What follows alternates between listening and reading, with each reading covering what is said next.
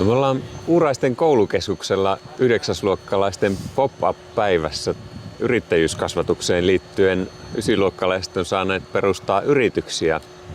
Ja Niki toimii yrityksessä Pesupojat. Juu, meillä ajateltiin tehdä tämmönen autopesuyritys, missä me pestään sitten auto tosta autoshampoolla ja huudellaan ja vanteet pestään ja tehdään semmoista mitä nuori tekee, semmoinen pienyritys, ettei mitään sen suurempaa. No, mistä ajatus autopesulaan lähti? No se oli yleensä ollut tuo 9-luokkalaiset on tehnyt näitä yrityksiä aikaisemminkin, niin mä 8-luokalla katsoin, että porukka on automaattisesti aikaisemmin tehnyt tuon autopesulan, niin mä ajattelin, että mikä siinä, että jos menisi vähän samoja jalanjälkiä. Tässä ollaan Teimon kauppa pop-up-yritystä pyörittävän Konstan kanssa. Mistä ajatus kauppaan syntyi? No me mietittiin, että mitä me halutaan tehdä tällä pop-upissa, että mistä me voitaisiin saada mahdollisimman paljon rahaa. Ja siitä me sitten ajateltiin, että me tehdään tommonen, mihin laitetaan paljon kaikkea. Niin, että kauppa se on, joka kannattaa. Joo. Kuinka monta yrittäjää teitä on siinä? Meitä on nyt onko meitä 6 vai 5, sellainen. Mitä kaikkea kaupan pitäminen on opettanut teille? No, se on opettanut, että me ollaan laskeskeltu, että paljon yhden tuotteen tuottaminen meille maksaa ja Exceleitä pyöritelty vähän sen ja kaikkea sellaista hyödyllistä, mitä pitää oppia.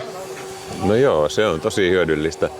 Mites tulevaisuus? Kiinnostaisiko kaupan pitäminen tai yritystoiminta muuten jatkossa? No, yritystoiminta kiinnostaa jo aika isosti. Kaupasta ei ihan tiedä, mutta jotain tällaisia muualla yrityksiä kyllä kiinnostaa perustella.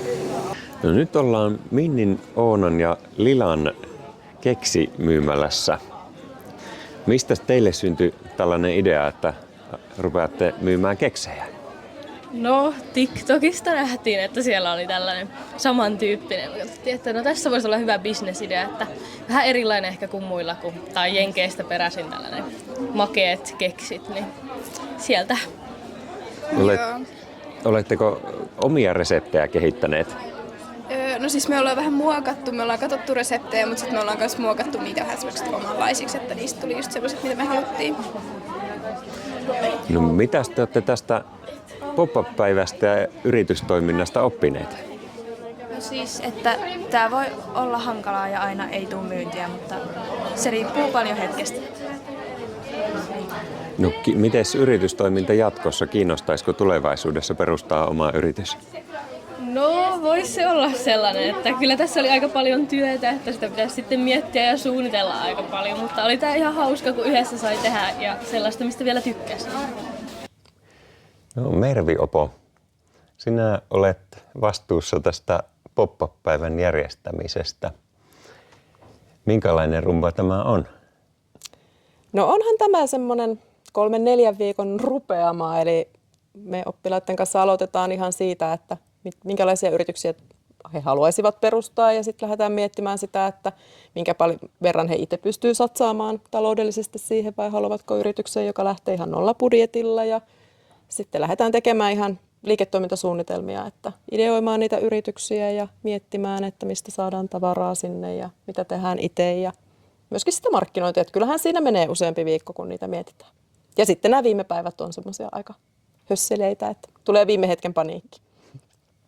Mutta sekin on opettavaista. Kyllä, kuuluu asiaan.